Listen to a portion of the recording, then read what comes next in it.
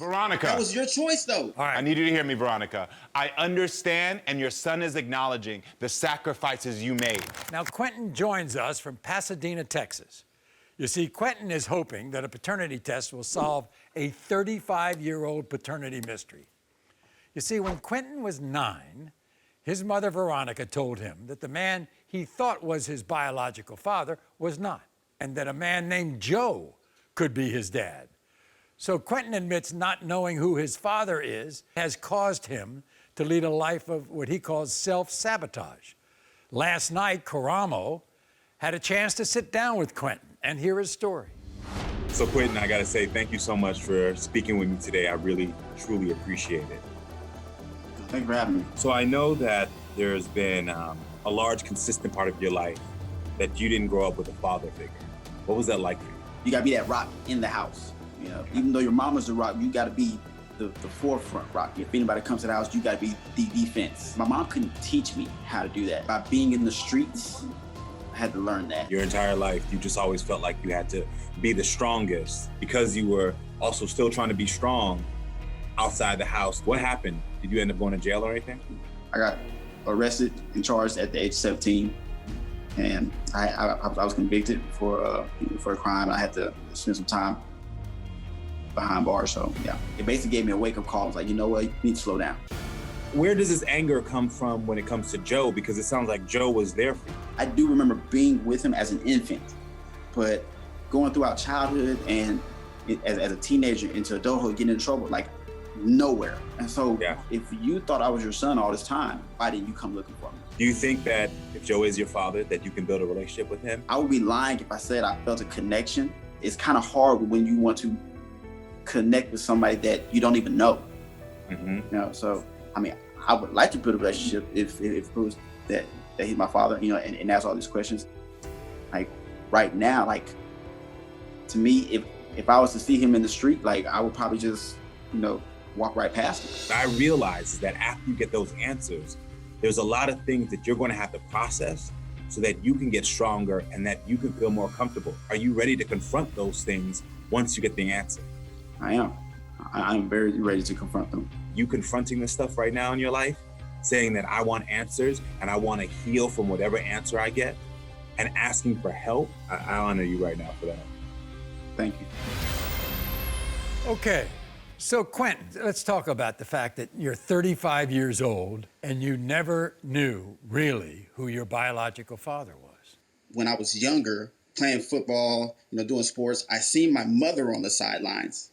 But she was the only one I saw on the sidelines. Who do you blame for all this? I blame both my mother and Joe. You know, they both played an equal part in not finding out the answers for a child that is potentially his. Do you think Joe is your father? If my mother says she was only with 2 men around the time that I was conceived, and the other man was tested and proven negative, I strongly believe that there's a possibility that Joe is my father. You think you look like Joe? I honestly don't see the resemblance. We might as well bring in your mom. Joining us from Altair, Texas, is Veronica. Nice to have you with us, Veronica. Hi, Maury. Nice to see you. Your son blames Joe and blames you. Yeah, he has that right to blame me, but Quentyne got a few things wrong on that. First of all, he did have a dad in the house until we got divorced. So he did have a dad in the house until I was 13. Until I was 13. So from 13 until I was a grown man, I didn't have nobody, no guidance. I didn't have no guidance. Yes, you did. Yes, you did. You just didn't have Joe. Yes, you did. Who? Who was my? He was not in the house though. He was not in the house. Yes, he was 1,000 miles away. He was 1,000 miles away. No, he was not. I'm in Texas, he's in Georgia. Take responsibility. No, for your part. You take responsibility. What you're not gonna do? What you're not gonna do is tell me what I need to do. How am I gonna take responsibility? Veronica, I'm your child. I can't take responsibility for that. You ain't no child. You're a grown man. I've got the answer, okay? And we're going to get the answer for this 35-year mystery. But there's one person I want to talk to that we haven't talked to, and that Bring is... him on, Slow Joe. Karamo. See how she always been. You've seen this mother-son relationship. You see how it's going down. Yeah. What do you think? There is so much pain that is built up in this relationship. Veronica, you are hurt and you are defensive because of that hurt. and your son is screaming out to you right now, and there is a breakdown in communication, accountability. There's so many things that are happening right now, and this relationship has to be repaired no matter what the results are, because that's the only way that you all are gonna grow and be better. Because at the end of the day, your son is crying out that he's hurting, and I can see in your eyes, the way you're talking, Veronica, that you are hurting right now, too. There's a lot of pain going on right now, but as this continues, we all gotta take a pause, get these results, and then we're gonna start taking the steps to start some healing here. Karamo, I mean, do you think that you've been able to connect with Quentyne?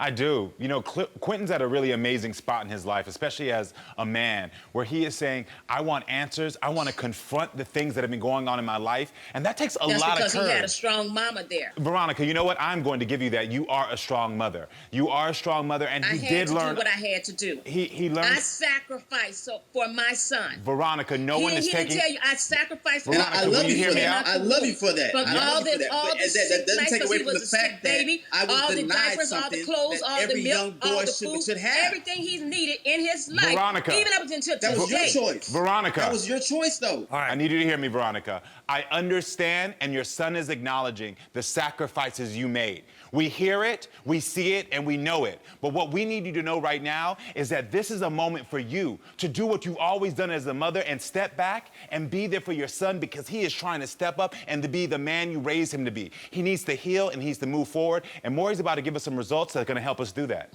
The big question is, at various times in his life, he did not know who his father was, correct? Correct. Me and Joe met in the summer of 1984. I was seeing somebody else. Me and Joe had a one-night stand.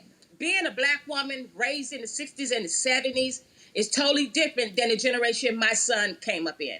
So when something happened, and you have to understand the dynamics between me getting pregnant and returning home with a second baby as a single woman, having to go back to my mother's house. When I showed up pregnant back home, my mother gave me an ultimatum. You're going to marry the baby daddy or you're going to get out my house. And when he came to the house, my mother looked at him and said, you're going to marry him. And that's what I did, because you didn't talk back to my mother. So when mama said do something, that's what you did. That's what happened. What I don't understand is... That's still not an excuse for what I had to suffer. Why didn't you and Joe and Quentyne live together for more than a couple of years? Because Joe was slow. Joe was slow then. Joe was slow throughout the last 35 years. Joe's slow right now. We got married. He left me in the same house my mother was telling me to get out. He found you Veronica, all those years ago. Veronica. And then you left? Yes, Maury. Why did you, after all these years, connect with Joe on Facebook just a few months ago? I hit a point in my life back in November, and I went back and I said, how did my life end up here? Had nothing to do with Quentyne. I just was trying to get answers to where my life had ended. And I retraced my steps and ended back up on Joe. And I said, wonder how Joe's doing. Every time I thought of Joe, I looked for Joe. Joe wasn't looking for us. If Joe was so concerned about selfish Quentyne, behavior again. If Joe was so concerned about Quentyne, Joe should have been looking for Quentyne. Remember, Maury, I grew up in the 60s and the 70s. Things that we go through as black women back then, and even us now, we have a good way of repressing things down. We have a good way of keeping secrets, because that's the way it's not I gonna hurt was the raised. situation, though. That's not going to hurt the situation, because here it comes. Shut up, now, Quentyne. 35 years later, we're still Shut trying to up, figure out who Quentyne. my I'm father still is. the mother here. Like, no, I'm not going to shut up. Still. No. I am no, still this is my the mother time. here. This is my time. No, this is my time. he asked me a question, boy.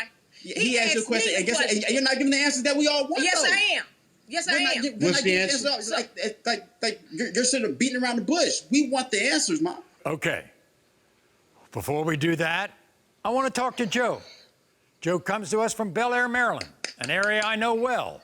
Joe, what did you think last November when Veronica contacted you? He ain't recognized Maury, me. I was shocked. I was He ain't shocked. recognized me. And I didn't know what she wanted because I haven't heard from her in so long. Did you? And I understand I haven't called her because I can't call somebody if I don't know where they at. Joe, have you always Yes. thought that you were Quentyne's father? I had that feeling, Maury. I had that feeling because If like you had I that feeling, you told- should have never stopped. You should have never stopped How looking could for I? me. Like, I couldn't find you, and that's an I excuse. didn't know how to reach your mother. I got 4 kids. I will never let them go a day without me. Quentyne. Never. Quentyne, I want you to know something. don't- Joe, haven't Not you one. carried a picture of Quentyne around for you for the last 35 years? Yes, I have. You carried a picture. What about carrying me?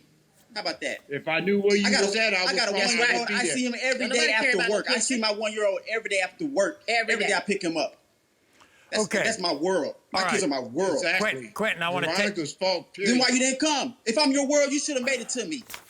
In the case of 35-year-old Quentyne, Joe, you are not the father.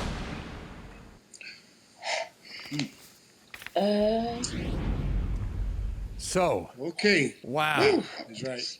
I You was wasn't right about what? I wasn't ready for I that. said brown, white. Who else? Now, this chapter is not closed now. You are not the father.